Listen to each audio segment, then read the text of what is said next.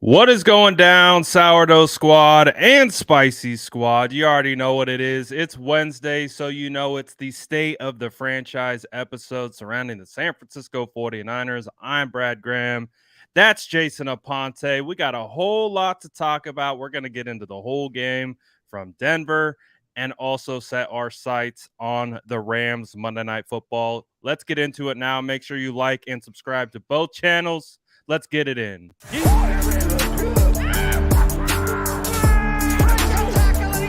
Smash that like button if you haven't already. Love to see it.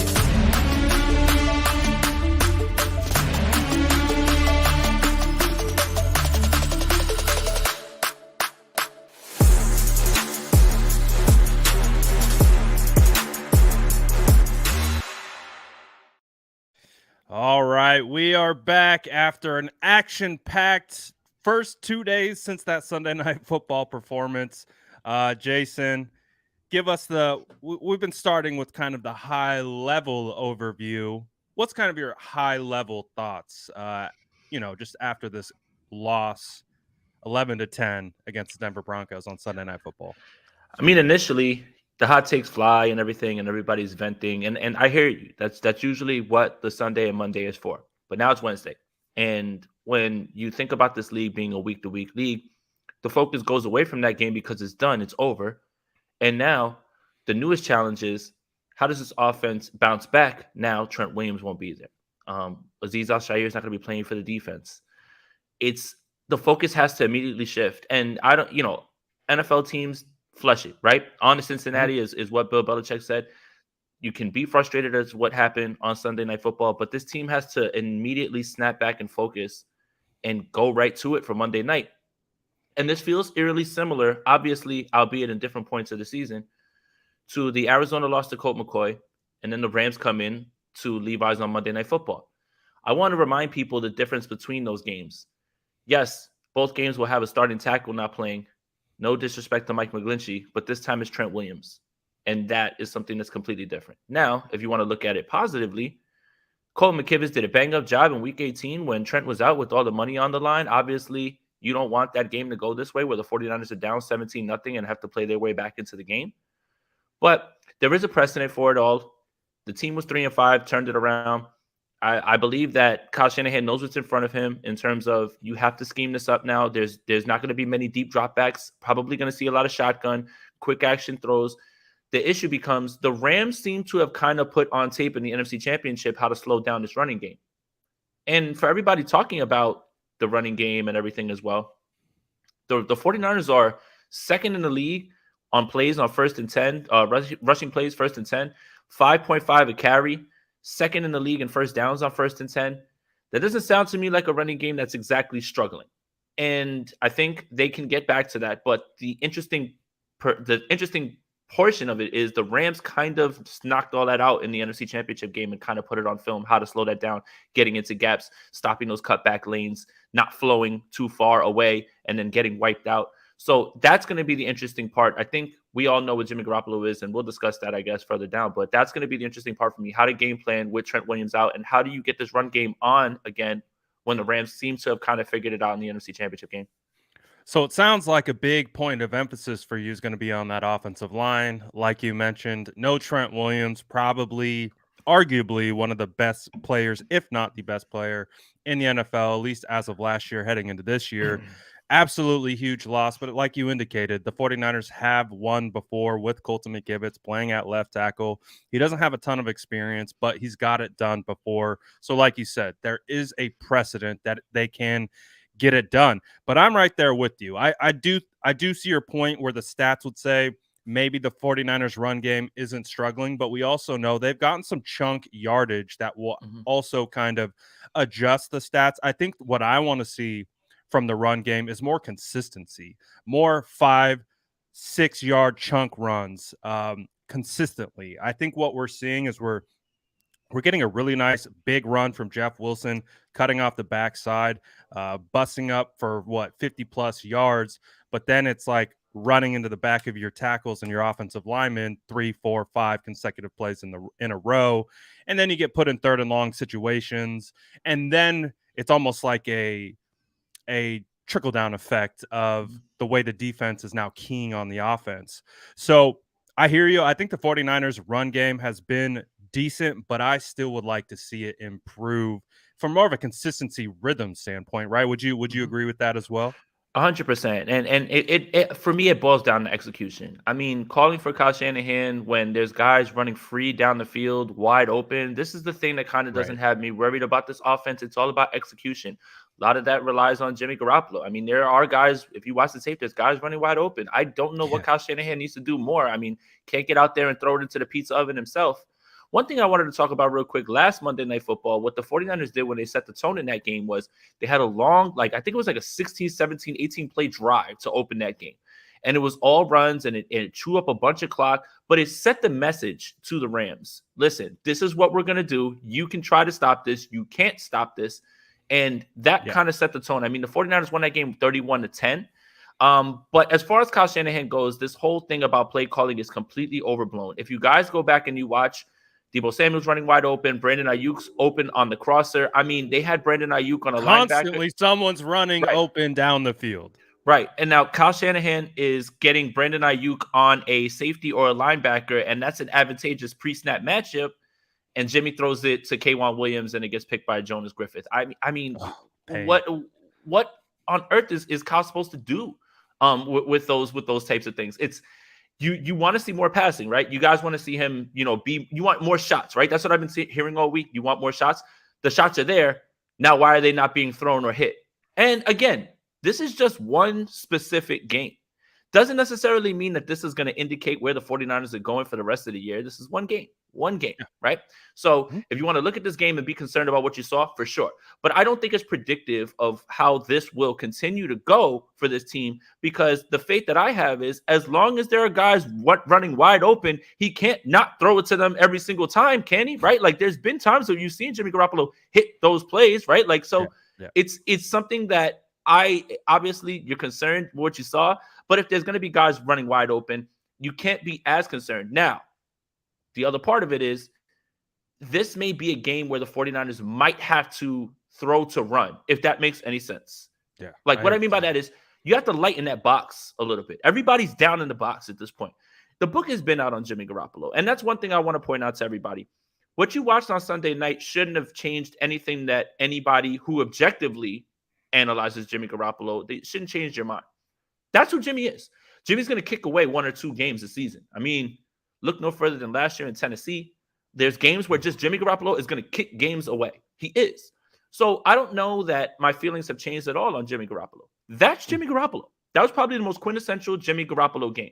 Now, anybody who wants to imply otherwise is like either just being intentionally ignorant or just trying to push a narrative, because he's not as bad as you say, and he's not as good as you say, but that was a bad performance. And he has 1 or 2 of those clunkers per season. Let's just hope he limits it to 1 for the rest of the way. Maybe they get another extra day this week to rest up, work on everything. And they're going to have to probably throw to run the ball this time. Lighten that box up. Let everybody know, listen, we're going to hit you. Throw the ball to Deebo.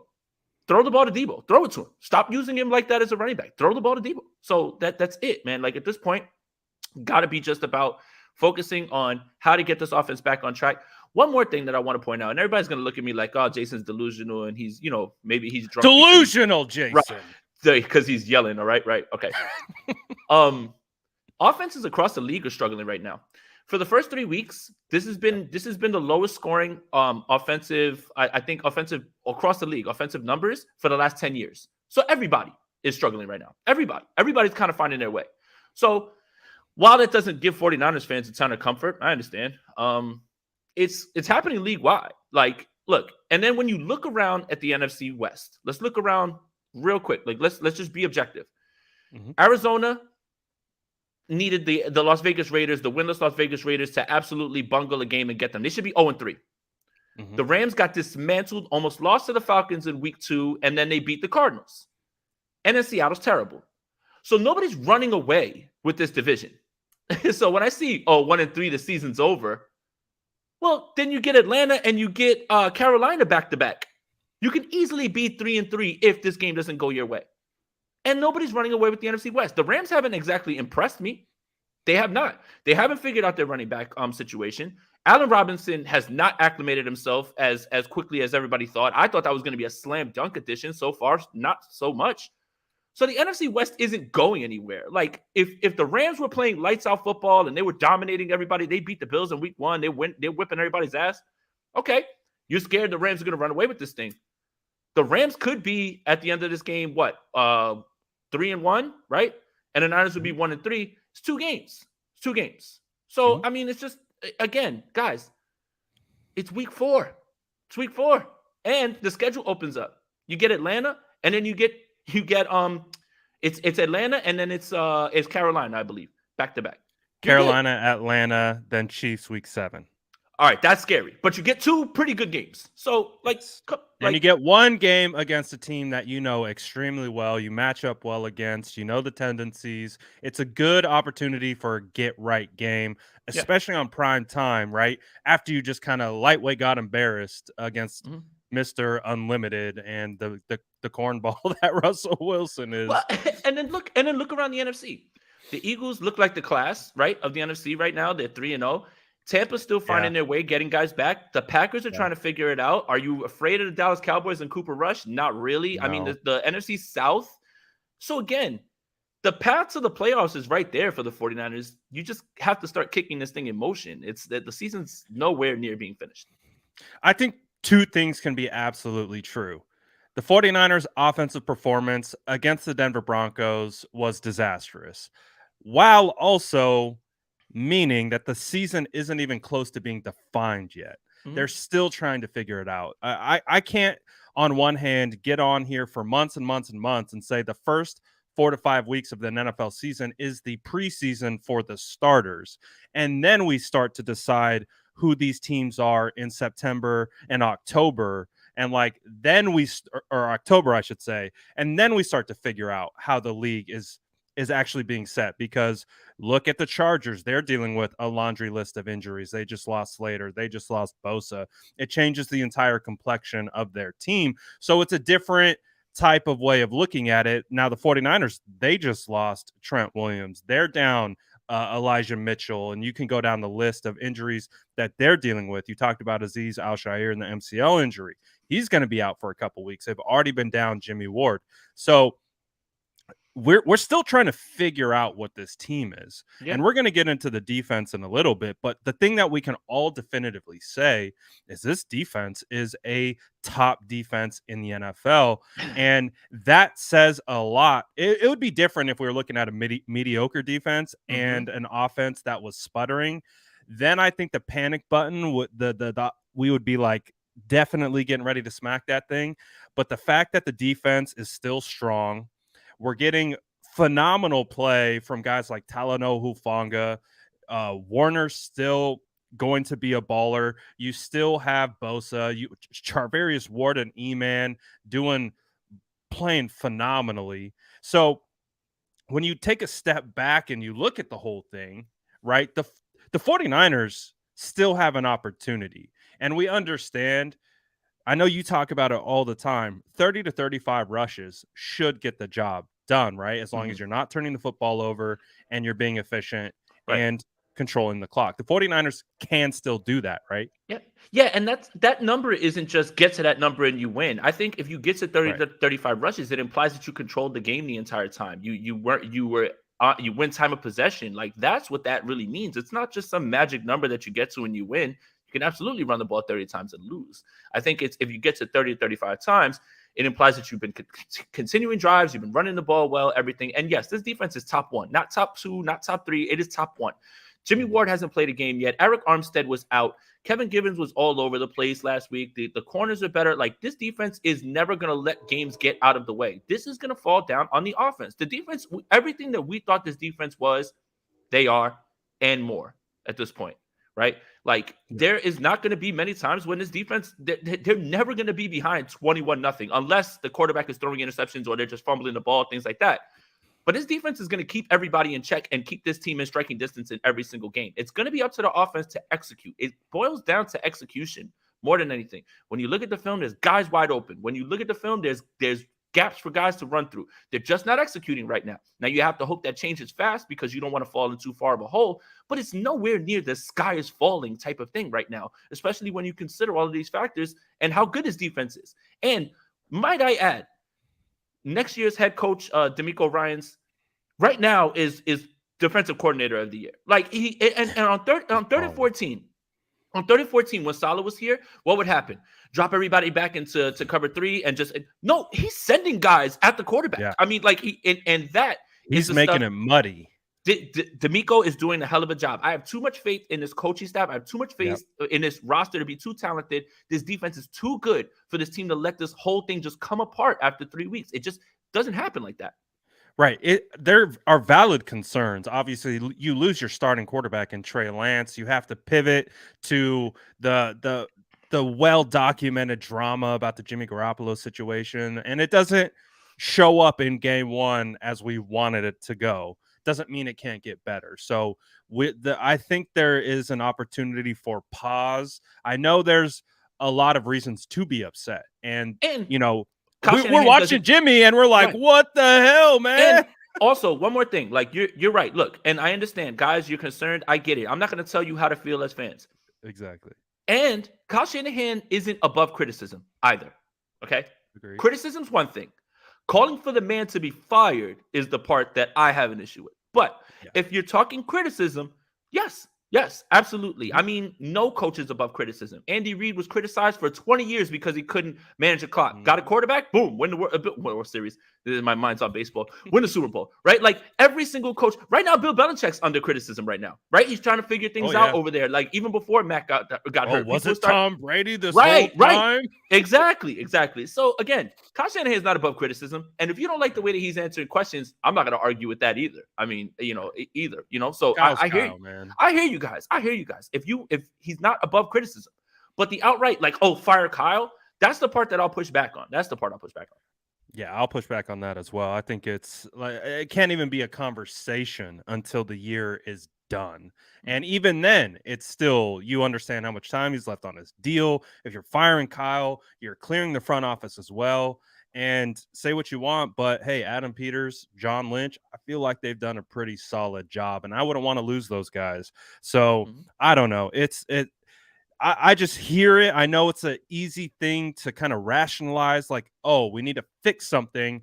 That's the guy in charge. Get rid of him. All of a sudden, it's fixed, and it's like, no, not quite yet, because there's a whole laundry list of other concerns that come down the line. Right, and that just means you want to start over. Right, and I don't want to start over, especially with Trey Lance.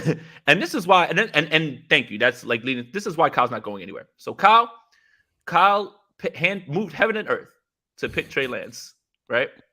Still hasn't gotten a full season with him, but you want Kyle gone, and you want some other coach to come in and to try to develop him. And stop telling me Sean Payton. I'm telling you right now, he'll be the Dallas Cowboys coach. Like that's it. Like we're done with that. It's already being manifested. It's done. It's done. The Cowboys next head. They're gonna get rid of Mike McCarthy and his PFF subscription at the end of the year when they get bounced in the first round, and Sean Payton slides right in over there. It's like it's hand glove. Okay. Yep. Absolutely. I got to shout out Andrew Pasquini. He probably put out the best tweet from that game. I thought that kind of conceptualized like the Denver versus 49ers game. He said the 49ers offense scored 10 points. The 49ers defense allowed 9 points. The 49ers lost. I was like, oh my, like just 3 simple sentences. And it just like, I'm like, oh my God. Like that's really how embarrassing of a loss that was. Like defense put them in a position to win. Offense scored enough points. The difference came down to that safety. Pasquini is regularly the most underrated everything. Podcaster, tweeter, everything as well too. But yeah, I mean, again, I did this, I think on your post-game show. I just want to apologize to America on behalf of the 49ers and Broncos for making you sit through that. I mean, if you thought it was painful as a 49er or Bronco fan to watch that game, I can't imagine the regular football fan who said, hey, 49ers Broncos in Sunday Night Football, this is going to be awesome. I apologize. And it was my fault. Punters everywhere were thrilled. They weren't Oh yeah, upset at all. big day for Uh, special teamers. Pat McAfee was out there lapping it up. Oh, he was hyped. Corey Soto says, I think this week is less about if we lose to the Rams and more. Does Jimmy have consecutive games where he looks that bad? Then we can reconsider what is hyperbolic or not. What are your thoughts on that? Do you think if Jimmy Garoppolo has, and I'll say this about Jimmy Garoppolo, there's a lot of bad from Jimmy Garoppolo, like a lot of bad, and there's no defending that. But I also did see some opportunities where he was pushing the ball downfield, and but not at the opportune times. Like Mhm, there's a lot of things that he missed. mhm, Now we just got to somehow connect those dots of pushing the ball downfield mhm, to the right players based on the right coverage schemes. If you like, and you know much more about coverages than I do, mhm, but if you got a robber who's constantly playing in the middle of the field, that should be like an instant alert mhm. that you got one-on-one somewhere, or you got a mismatch somewhere if you only got single high and the other one is rotating down Right. to take over something across the middle. So the conceptually, let's take advantage of that. And I Mhm, think that's what right now most people are just really upset about. Like, mhm. especially when you get into the film, right? Because you've talked about it. You see the Debos, you see the Ayuks, they are open. The opportunities are there, but he's not seeing it. Mhm. Do you think And there's an opportunity where that changes? all right. Here's the thing, and this is what I noticed watching everybody's games over the weekend.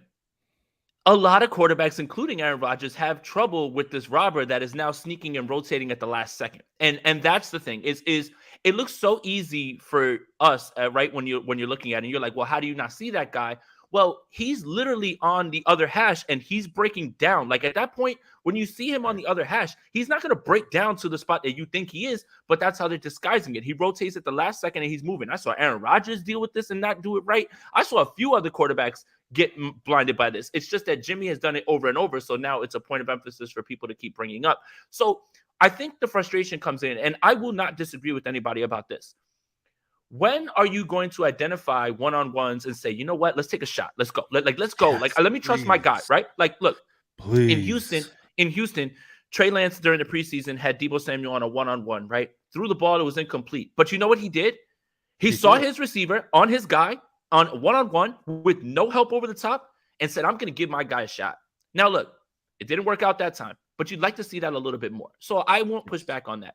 I think that the whole robber thing is just, it's something that Jimmy has struggled with, but it is happening across the league when you're watching other teams and you're watching the film. Like, look, I had to get away from that film after I watched it. So I started to watch everybody else. I was like, hey, let me watch other guys and but like Aaron Rodgers misses it. Aaron Rodgers missed it. Like the same thing. So I think the defenses are doing across the league, doing an amazing job disguising, rotating their Mhm. guy over the middle, like at the last second, right before they see it. But also, Jimmy's locked in on whatever it is he's locked in on that one throw. That's it. Like he's just locked in on that guy. And I think that's the problem. Now, the point of emphasis and the big discussion is that Kyle or is that Jimmy? And I don't even think I have the energy to start to get through that because that would be all of us speculating at this point.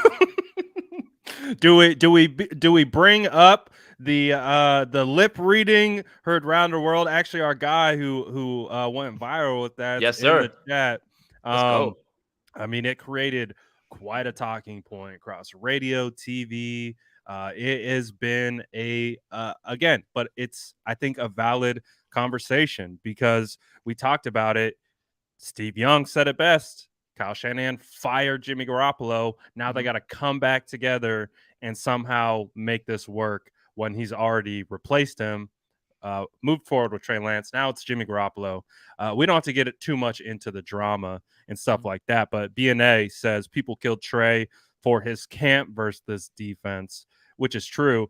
Do you feel like there was not a lot of outcry from national media about Jimmy Garoppolo's performance? Did you feel like I felt like we've heard from, if you listen to 95.7, you Mhm. listen to KMBR, anyone that they had on their shows, they talked about it.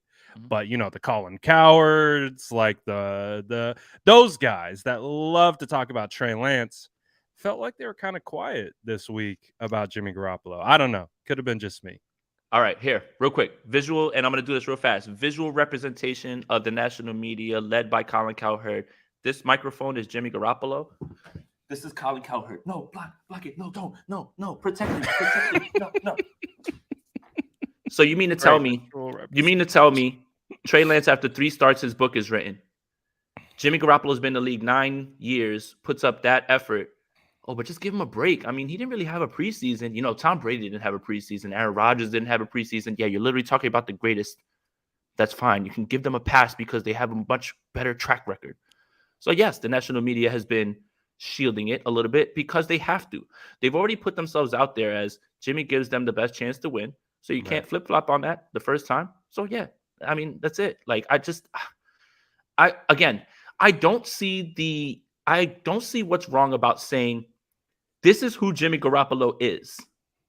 That's it, right? Because I've been on record many times. Jimmy Garoppolo is a starter in this league. He is in that 13 to 17 to 18 range, depending on the week. This past Sunday, he was way closer to 18, maybe a little bit further this week, okay? That's where he was this week.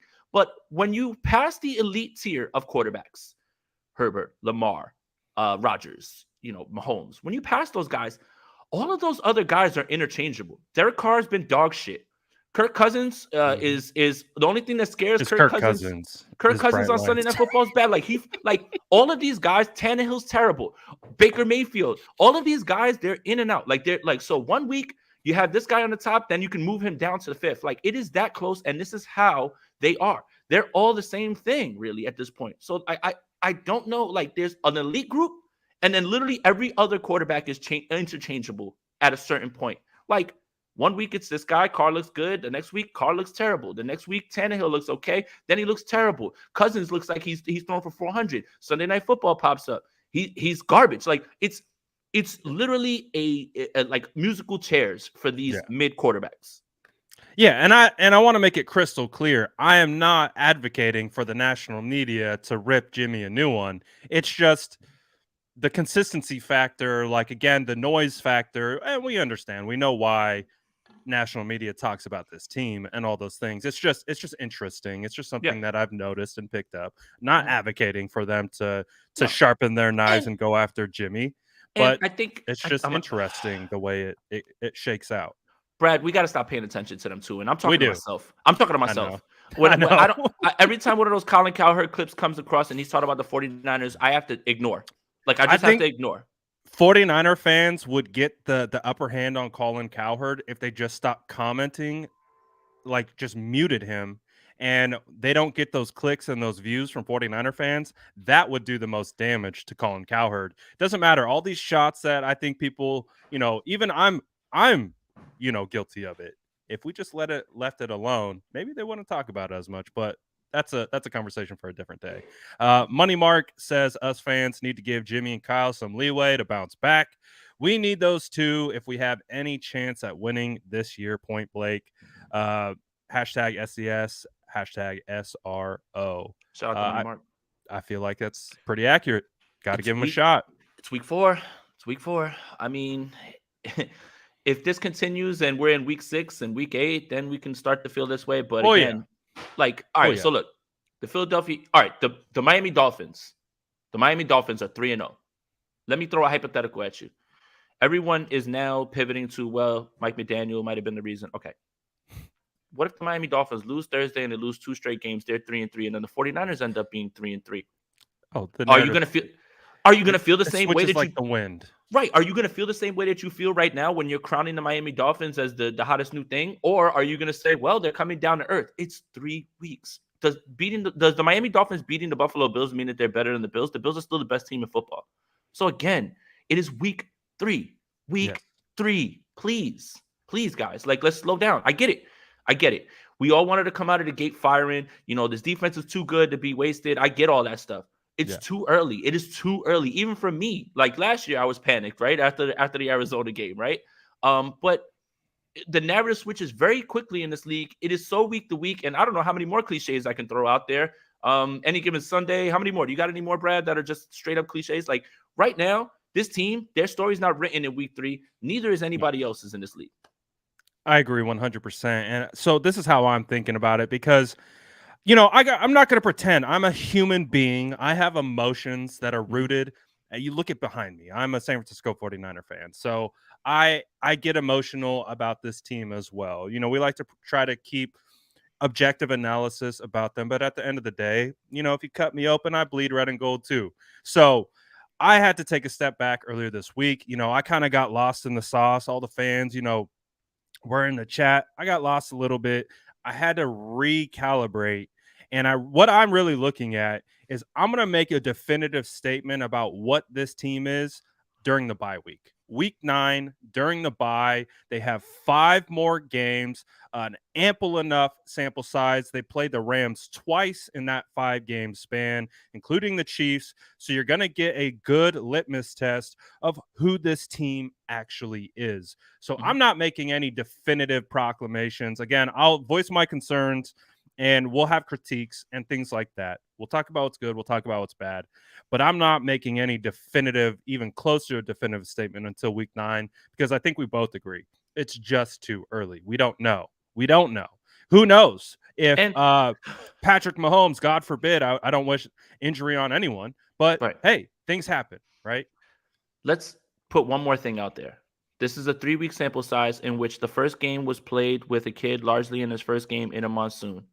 The 49ers handled business against a god-awful Seattle Seahawks team. And then this game. I'm not sure how quickly people should be panicked when we know the circumstances in week 1 with Trey Lance starting while it was raining in a terrible game.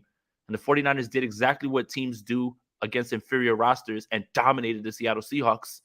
And then largely played one of their worst games on offense on this side and lost by 1 point. And now it's burn it all down. I mean, week 1, you got to toss out because of the rain. Week 2 is what the 49ers are going to do to inferior teams. Week 3, the Denver Broncos have a very good defense, by the way. And by the way, Jimmy Garoppolo, stop testing Patrick Surtain. My God, man. Like, is there anyone else you can pick on? Is there anyone else you can pick on, man? Like, please, goodness gracious, in that one. I couldn't see why he kept throwing it number 2. I'm like, what are you doing, dude? Like, why him? Surtain's good, man. But yeah, it's so literally, if you really think about it, 49er fans are panicked over one game. One game. And that doesn't, when you break it down in that way, that is really, really like losing the side of the forest to look at the trees or whatever the hell that cliche is. I think at the end of the day, we're a passionate fan base, and the emotions can get the best of us when things don't go our way. Right. The Jedi says Jimmy doesn't have football IQ. I don't think that he doesn't have football IQ. I just think, at least if we're talking about the Denver game in a vacuum, you just want to see better field vision. That's my biggest thing with Jimmy is, we can look at the freaking safety play. That was a bad play. That wasn't good IQ. But when I look at Jimmy Garoppolo, I just want to see better field vision. Now, can that translate into understanding where the safety is? But Jason did a good job of describing, like, it's hard to see that robber sometimes. But the key, I think, here is understanding that is going to be the primary, feels like the primary defense that they're going to employ or execute against Jimmy Garoppolo, right? So maybe understanding that and working off of it. I'm not ready to say Jimmy doesn't have IQ. It was a bad game. Let's not pretend like it's a bad game. And it was a bad game. Let's see how they rebound. Objectively, Jimmy Garoppolo played poorly. That's it. Yes. Doesn't mean that's how he's going to play the rest of the year, but on Sunday in Denver, he played poorly. Very poorly. But there are opportunities to improve. So the silver linings are there. He just has to get it done. Tony, and thank you to everyone who's been sending the super chats, by the way. We really do appreciate it. Tony says, I'm starting to worry that the issue is at center not being able to point out the pre-snap reads and that leading to bad pass protection. Am I crazy? I'll leave it to you. No. You start, Mr. No, you take that one, O-line guru. I mean, look, a lot of people are killing Brendel, but he hasn't allowed a sack. But I don't want to necessarily say he's played well either. So I'm gonna leave that to you a little bit more, at least with this, to tell us the intricacies and the nuances of that, because the center is the most important, especially in Kyle's offense. the most important Yes, lineman. it Lineman. is, and this is the hard time. I thought Brendel did a good job week 1 against, the Chicago Bears. I thought he did a pretty good job in preseason, but I am seeing a regression in the sense of assignment sound football, and from the center position, specifically, you have to be able to see the defense alignment. You have to be able to call the mic out properly. You have to be able to help set protections based on calling out the mic, and you have to be able to help get your guys in the right spot. Brendel feels like he's kind of it almost feels like, and I've been there myself. The pressure can stack on you and you can start just overthinking and over processing and putting yourself out of position, not snapping it on the right count, doing things that then can snowball on you. That's kind of what I'm seeing from Brendel right now.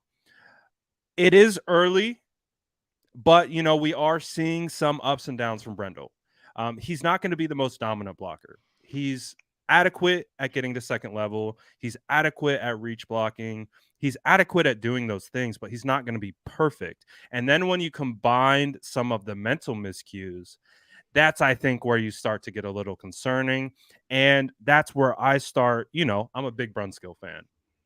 One of the reasons why I love Brunskill so much is he is assignment sound. He does not mess up assignments. Now, he might get blown up. He might get pushed back into the quarterback every once in a while and overpowered, but at least he's in the right spot. He's always picking up stunts. He's always getting to second level. He's at least putting himself in position to make plays.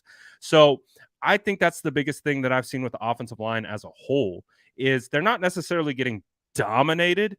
It's more they're out of position a lot of the times. And you can look at everyone across the board. McGlinchey, Burford, Brendel, Banks, even Trent sometimes. Like they're not that word gel that we always look for. They just haven't gelled yet. And so it's hard to put it all on Brendel, but I do see some concerns. And if you have concerns about Brendel, I get it. I'm seeing it too. So I don't know if we get Brunskill back against the Rams, against Aaron Donald. My nostalgia is bubbling up. I want to see it, but we'll see what the 49ers ultimately do. And if they think it's time to make a switch from Brendel to Brunskill or at a different position. So we'll see. How do we fix the O-line? Guys, if you're not using one of your ankles, we should all donate to Trent Williams. Yes. I think if we send enough ankles, it might be enough to fix the massive man. So I think that's the best way to do it at this point.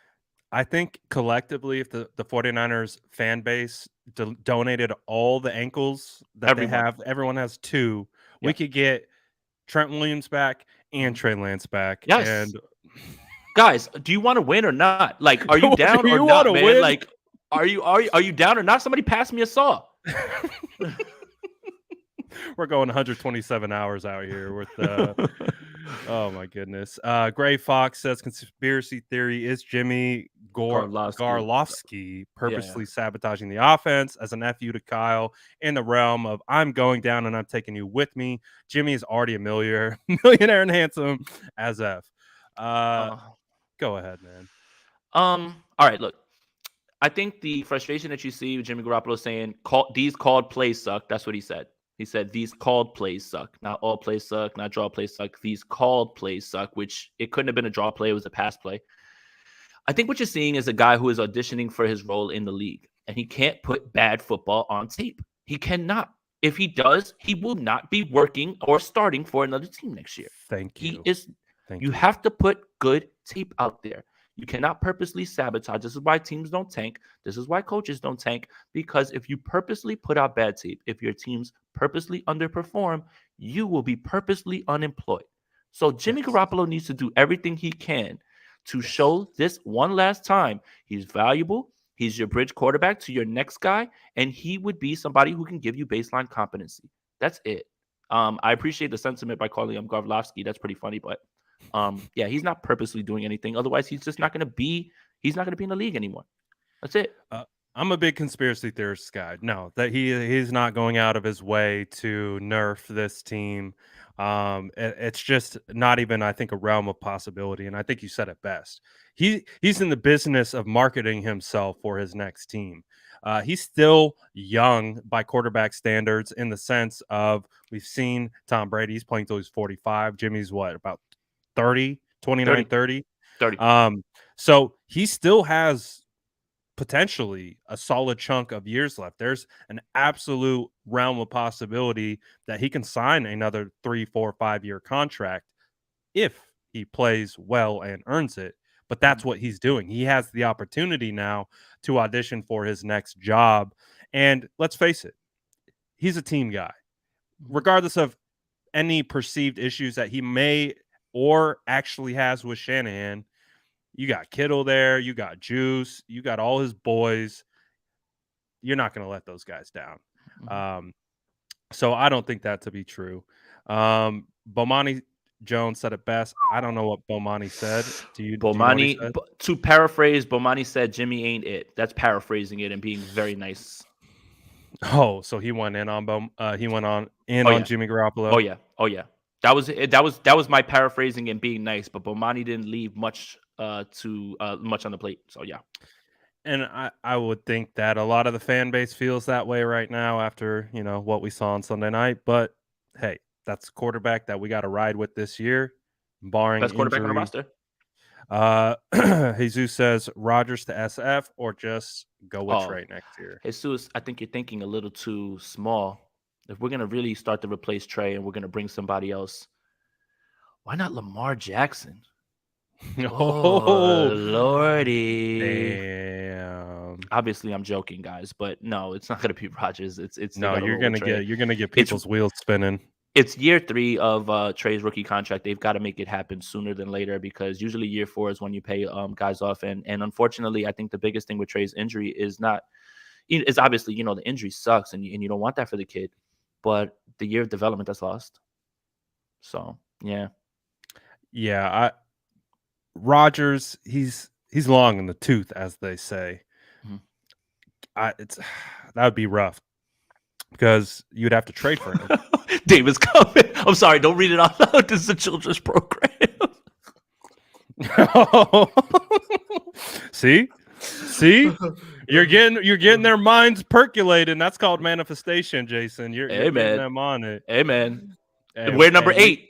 Steve Young will let him wear number 8, man. I promise you. Oh, now we getting spicy. I'm just kidding, man. I would love to see Lamar. I would love to see Lamar play football for us, though. It would be awesome. Yeah. In opposition of the previous point, do you think Kyle went pass heavy in response to Jimmy's pressers comments on wanting more freedom? I think Kyle responds to the fronts he sees. Kyle responds to what the defense is giving. He calls things that, when he sees one-on-ones, he calls things like, you bunch up the 3 and you have the miscommunication between the secondary and you got Debo running down the field. I think that Kyle responds to what he sees. Now, there's 2 ways to look at this. You can say, that's smart. You're supposed to throw the ball. But then I think when you think about the guy who's under center, you have to find a way to either simplify it or you're not going to be able to complete those certain throws at certain times. So I just think that Kyle responds to what he sees. I think that he, sometimes he can be an overthinker, right? Like he sees 6 and 7 in the box and he says, you know what, man, we can't get hat on a hat. I can't execute this in this way. I'm going to put this out here, but then your quarterback doesn't see the matchup against the linebacker that he should exploit. So there has to be a happy medium. And I'll be honest with you, I have no idea how they do that. I really don't. And I'm not going to sit here and BS you and make up something. But that's something they definitely have to figure out and get on the same page because the book is out. Everybody's going to crowd the line. Everybody's going to get in those gaps. And it's going to be something where if I'm a defensive coordinator, and Lord willing, I'd never want to be. If I was, and I was facing the 49ers, what do? You draw everybody up to the line and you make him beat you from the pocket. And if Jimmy Garoppolo beats you, you tip your hat. But you take your chance with that 10 out of 10 times. And that's no slight at Jimmy. It's just where we are. There's the elite quarterbacks you can't do that for. But again, all those other guys after the elite guys are interchangeable. And there's ways to beat them. So, yeah, they have to get on the right page. The 49ers offense finds themselves in a pretty peculiar spot because they want to run the football. Mm-hmm. How do you stop the run? You stack the box. You make it really difficult to get numbers. You make it really difficult to get to the second level for the offensive line. You crowd everything. You make it really hard for these guys to do what they want to do. But in the 49ers case, it also works against the passing game, right? They crowd the box. Then you make the short to intermediate crossing routes really difficult to hit too, because that's also muddy. So the counter to it, it has to be something to keep defenses honest. I don't think the wide back role right now with Debo Samuel is going to do that. I think we need to figure out how to get these weapons out wide, spread it out. Try to clear up that box a little bit. Open up the running lanes a little bit. Get these guys spread out. Take shots downfield even if you don't feel confident in your ability to hit it. We understand if you get one-on-one coverage on the outside, you can, if you underthrow a ball, you can give your wide receiver an opportunity to fight back for DPI. Mm-hmm. And that's just as good as a completion. Mm-hmm. And these refs are going to call that every single time they see contact flags coming out. So my biggest thing is I just want to see them counter to what the book is. And they know what the book is. Crowd the line of scrimmage, stack the box, bring robbers around, bring the safety down, play single high. Sometimes they don't even play single high. They just vacate the back half. And they're like, there's going to be, we're going to bring both the safeties down. I love that you said that because I'm watching it and I'm like, oh my God, there's literally no help over the top arm. Right? I'm like, and you got Ayuk or Debo, and it's like you got premier weapons on the outside, and we're not seeing and or taking advantage of it. Ultimate disrespect. That's what I have a hard time with. And I don't know if that's Kyle. I don't know if that's Jimmy. I think we know who probably. But that is the biggest thing. And I know we're about 45 minutes in already. And we haven't even gotten to the Rams. We haven't even talked about the defense. Right. Let's give the defense their flowers before we kind of quickly discuss what we think's going down with the Rams. Yeah, I mean, Nick Bosa is really good at football. I don't think anybody needs to know that. Unfortunately, Azeez Al-Shaair is going to miss some time. That really stinks. But I will say this: Dre Greenlaw had a very good game. And if you want a stat to fit your narrative for Dre Greenlaw, the highest graded defensive player on the team, at least. I don't know if it was in the league this past week, but he's been having 2 back-to-back very good games. Tashawn Gibson is somebody I feel like nobody's talking. And obviously, Talanoa Hufanga is the secondary as a whole has been completely lights out. Hufanga is like a missile, man. He's incredible. But Sean Gibson has done a bang-up job for Jimmy Ward. So much so that even people now are saying, man, maybe we shouldn't have signed Jimmy Ward. Let's relax. But at the same time, that just goes to show you how well he's been playing. So, yeah, this defense has been super fun to watch. And this is what I was going to kind of bring up because I saw your post about it. But you could talk about this. This is how good the safety group has been on top of Emmanuel Mosley and Charvarius Ward or Mooney Ward, whatever you want to call him, as well as they've been playing. Yeah, man. I mean, you see the numbers there, the passer rating amongst NFC West, Tashawn Gibson. I mean, you can also argue he hasn't really been targeted that much, but hey, 0.0 passer rating, that's pretty damn good. Talanoa Hufanga, 2.8 as well. Passer rating given up through 3 weeks. So the 49ers defense in the back end, you talked about it, Mooney and E-Man playing lights out. We saw Deommodore Lenoir. Actually, what did you think about Demo? I thought he played pretty well. He played very well, actually. And I thought that, because you see him start out there and you're like, well, what did Womack do? Womack didn't necessarily do anything, apparently, when Kyle was asked about it. He just said that Demo earned it. And honestly, that shouldn't make you worry about Womack. That should go to tell you how he's improved. And that's actually very good because in stretches last year, early in the season, he was fine. But I thought he was very well in his run fits. And I thought he was better on the blitz as well, too. So happy for that. That's great. I mean, now all of those things that we talked about with, having more time to develop, now the depth at corner, nickel corner, it's something that many teams don't have. And this defense is continuing to show that they are, like I said, they're top 2. They're not number 2, man. And this is the one thing you're going to be able to set your watch to every single week, barring catastrophic injuries. I mean, Jimmy Ward hasn't taken a snap. Eric Armstead didn't play in this game. Jason Verrett might be back, and he might be thrown into this, which is just supreme depth at a position that the 49ers have largely struggled even when they fielded a top 5 defense, which they had the last 3 years. And now you're marrying that with this pass rush and D'Amico Ryans. They haven't allowed 10 points, I believe, in an entire game or something like that, or they're like 9.9 points per game so far. But yeah, this defense is everything we thought it would be and more. Absolutely. Shout out Joey for the college fund and my guy before said Kyle Shanahan needs to let Jimmy play free. We both did the same thing. I need you to expand on that a little bit more. What do you define as free? Because the only thing that I saw was free was receivers running down the field by themselves. Ooh, I didn't mean to say that one. I'm sorry, man. That's not cool, man. It's a shot. I mean to take that back. I'm gonna take that back. No, but not cool. I think not cool. I think it's accurate. I think it's rooted in some accuracy. Let's see. I saw one other one. Keith Murphy says Acho real quiet this week on Speak. I believe that's the name of his show. We gotta stop. We gotta stop giving these guys breath, man, and oxygen. Yeah. I mean, we're helping the brand right now. Every time we mention them. And again, this is a message more to myself than anybody else. Again, I'm not going to tell you guys what to do, right? Like, it's a message to myself because I get all riled up when I see Colin Cowherd. Like, well, give the guy a break, but you weren't going to give Trey Lance a break in week 1 when it was raining. Like you got. What was it? They wrote the book on Trey Lance in the freaking monsoon game. What was that stupid ass comment? You have to land the plane. Oh my god, man! Yeah. What on God's earth are you talking about? But you got to give this guy a break. What the hell? What is going on with that dude, man? And you know what's the worst part? Look, and this is it. Like I'm telling you not to give oxygen, and here I'm going through a spiel. Look, Colin Cowherd's a talking head. He's very, very much for entertainment. What I need you guys to do is I need you guys to decipher who you go to for entertainment and who you go to be educated. When you watch Colin Cowherd, and this is why he's so talented and he gets paid a ton of money, he's entertaining because he knows how to move the needle. Right. But the other thing is, like, Colin Cowherd never played football. Emmanuel Acho played the game. Yeah. And that bothers me more because everybody always tells me, well, he played the game. I'm going to listen to him. You know what? Sometimes football players play the game and they don't know shit. That's very true.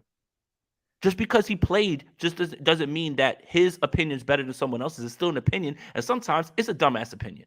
That's it. Yeah. So, like you've talked about, and I've talked about as well. We gotta stop talking about their silly opinions, but it's gonna happen. It's gonna pop up, and we understand. We're gonna listen to it all because that's what we do. We ingest content. You all are here watching our show right now because you love the San Francisco 49ers and you want to hear and basically know anything and everything about them. So we understand. But we collectively, as content creators, need to leave them out of the conversation. The old Jimmy Garoppolo press conference. We need to throw the ball. We need to hit open receivers. We need to stop stepping out of the back of the end zone. All right, that's it. We're done with the Denver game. No more. We're done. We're done. All right. Rams coming up, man. It's another primetime game, Monday Night Football. The bright lights are going to be shining on the San Francisco 49ers yet again for the entire world to see. The numbers have come out. Again, the NFL reigns supreme in America, the most viewed freaking show. Doesn't matter what game it is. It's just the most viewed product in the NFL right now. And you better believe the NFL's shining light of a franchise, the Rams are going to be right at the top as well. So how did the 49ers get back and redeem themselves after last week's performance where everyone was roasting the 49ers? They have to control this game, control it, time of possession, control it. The defense can't be on the field too long because, as you can see, everybody's like, well, if the defense was so good, they wouldn't have given up a 99-yard touchdown drive. Yeah, well, mile high altitude, they were on the field too much. The offense has to control this game and keep this defense fresh because if you do that, there is nary an offense in this league that I believe that can dominate this defense. So it goes back to everything that Kyle Shanahan wants to do. Now, how do you do that? Jeff Wilson had one really big run. Unfortunately, after that, everything else was kind of stopped up. Denver did a very good job of stopping the run. It's okay to give Denver credit as well, too, as opposed to saying, well, Kyle abandoned the run. They're good defense. Yes, they're a very good defense. Randy Gregory was having himself a game, man. Colin McKivitz came in. Oh, no, Jalen Moore came in, and Randy Gregory ghosted him and, like, literally got by him. He's very good. They are good. They're a good team. It's okay to say that. The Rams are a good team. It's okay to say that. Jalen wasn't very good. Yeah, to be honest. So look, and Marketing Pro's in here too, so that's how you know it's Rams week. So yeah, I know. You have to control the game and keep the defense off the field and keep them fresh and not put their backs to the wall. Can't turn the ball over. But again, this should be the plan every single week. But Yeah. this team needs to find its identity again. And that's what they did last year on Monday Night Football. Was they bashed the shit out of the Rams and ran the ball as much as they did on that first drive and set the tone.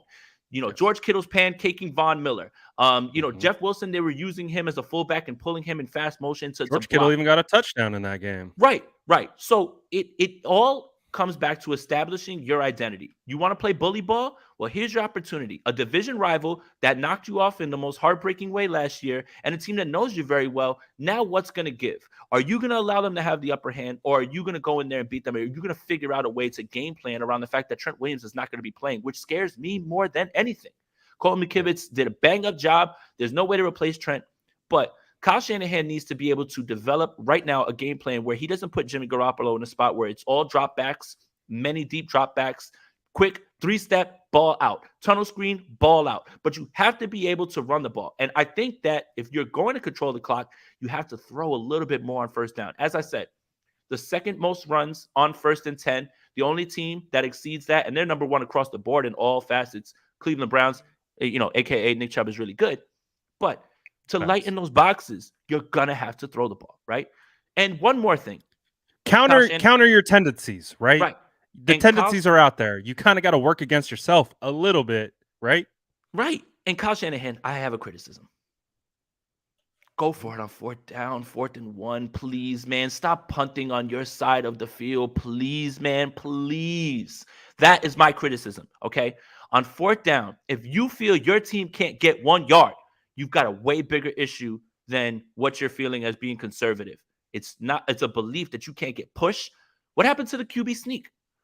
I need you to sustain more drives. On 4th down, it can't just be we're punting or we're going to a field goal at this point. Really just can't be at this point. You know what they did in that Monday Night Football game that is burned in my mind? And then we haven't really seen it. The 49ers get on 4th down. They're on their side of the field. Could have taken a field goal. Kyle stepped on their neck and threw a slant to Deebo Samuel for a touchdown over the middle. Where's the killer instinct, Kyle? Go for it on 4th down. You know how I feel about punters. You know how I feel about special teamers. At the same time, please, man, there has to be a time for you to wrap the game up and put your chokehold on it and show the other team that they're ready. You're imposing your will. There's nothing you can do about it schematically. But you have to, when you get on this side of the field, stop punting. Stop punting. Stop taking field goals. Even if let's say you go for it on 4th, you get it on 4th, you run 3 more plays and you get back down to 4th and you're on 4th and 7, and then you take the field goal, guess what else you did? You kept that defense on the field and you controlled the clock a little bit more. 4th down doesn't necessarily always have to be a punt or a field goal. So that's really where it's at. Like, come on, Shanny, go for it and knock this down, man. Like, for real, like it's at a point where I'm behind you, Kyle. I still think you're a genius. I'm still all of those things, right? Only chance, everything, all of that. But the criticisms, you're not above it. And the 4th down thing is a lot of people get criticized for going for it too much on 4th down. I forget what game we just watched where they literally almost went for it almost every 4th down this past week. It's escaping me.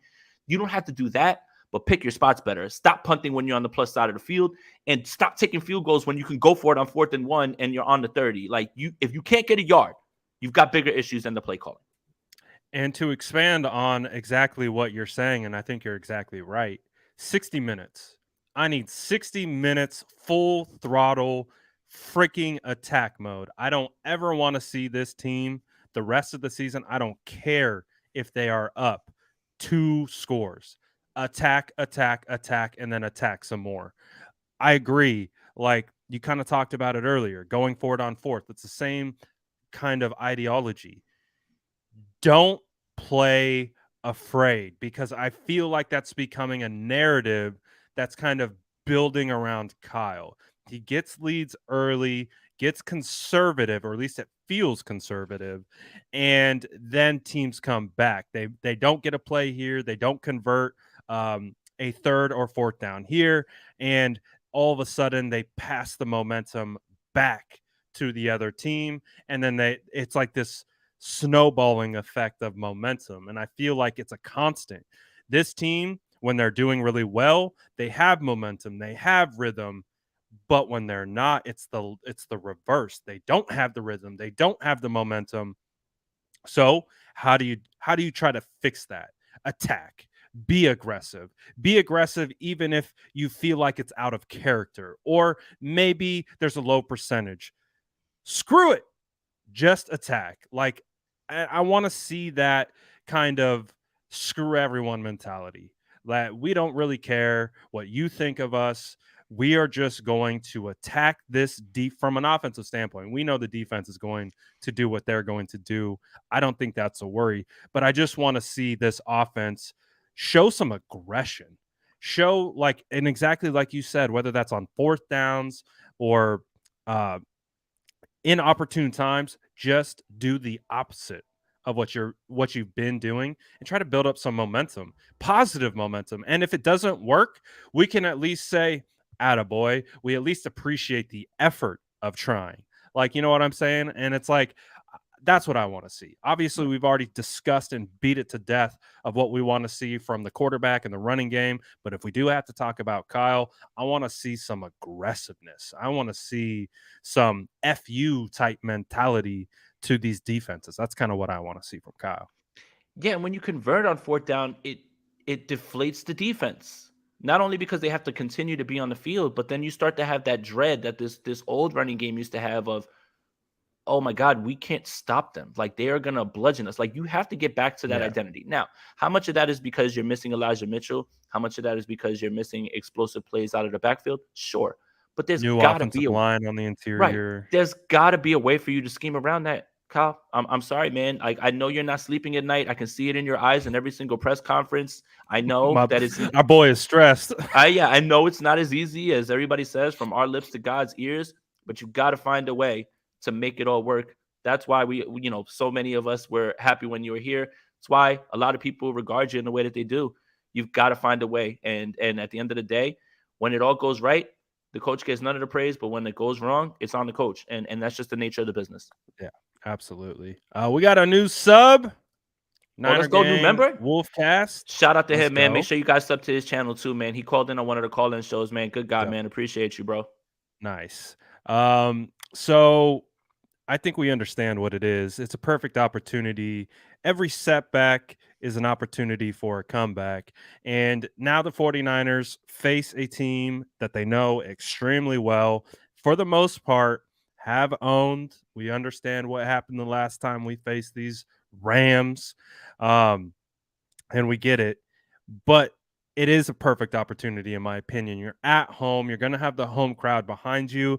That defensive line, with or without Eric Armstead, is still stacked. I feel like there are holes on that offensive line, and you can absolutely get after Matt Stafford. You're now facing a quarterback who isn't mobile, who isn't going to break outside the pocket, and you can keep him there and get after him. You can push him back with interior pressure from your defensive tackles.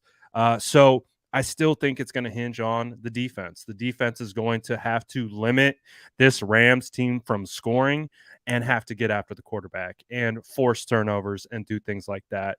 And like you talked about with the offense, the time of possession is going to be huge because at halftime, the San Francisco 49ers were plus 1 minute in the time of possession game.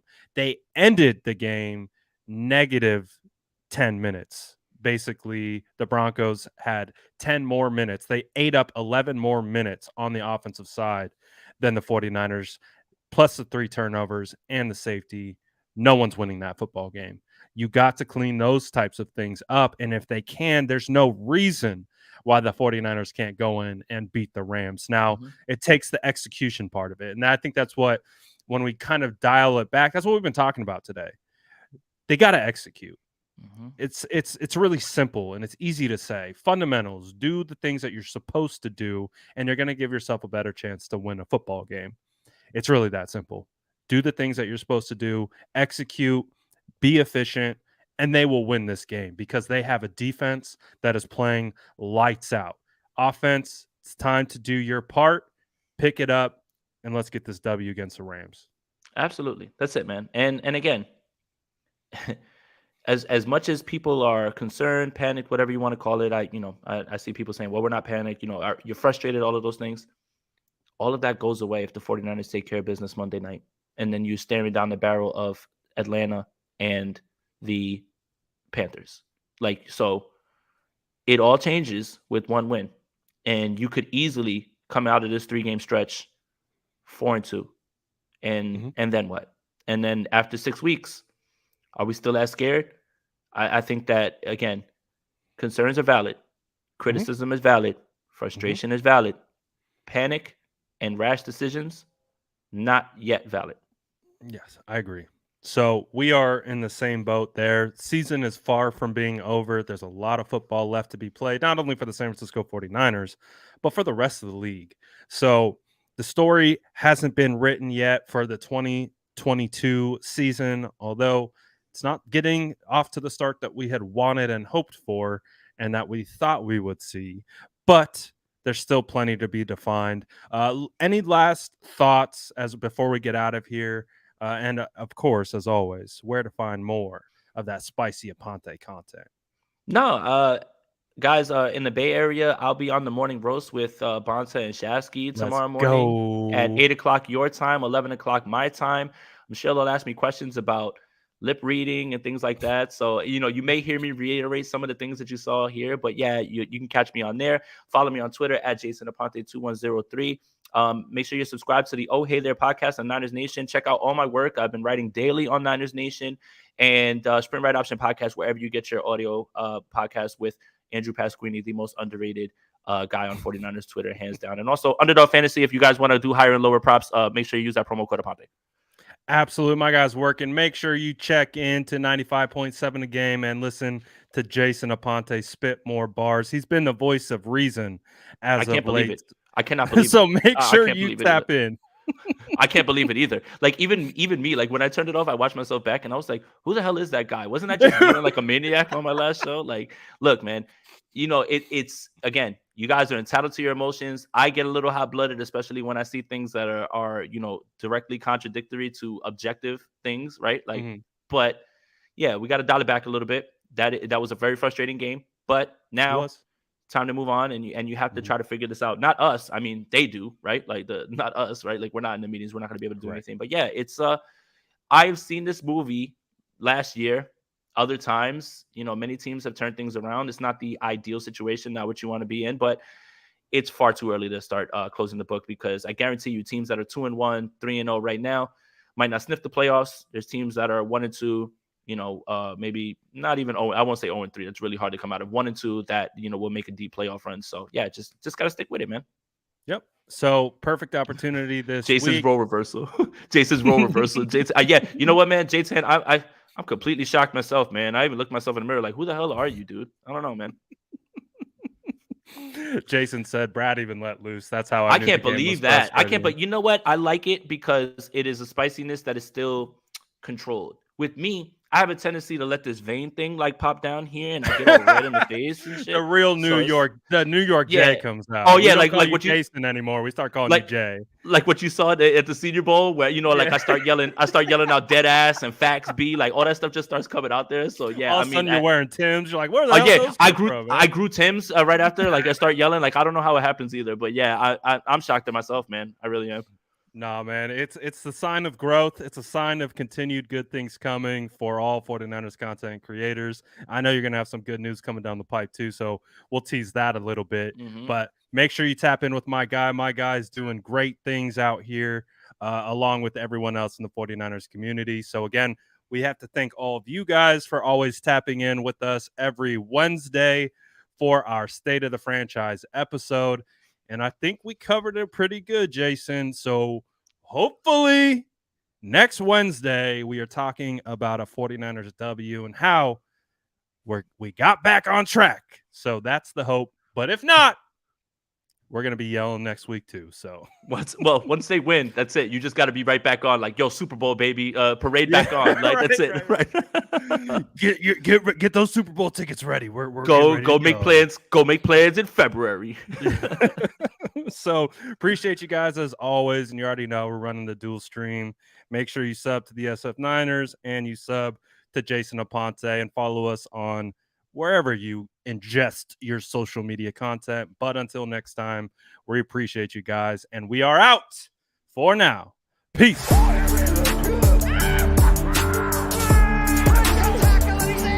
Smash that like button if you haven't already. Love to see it.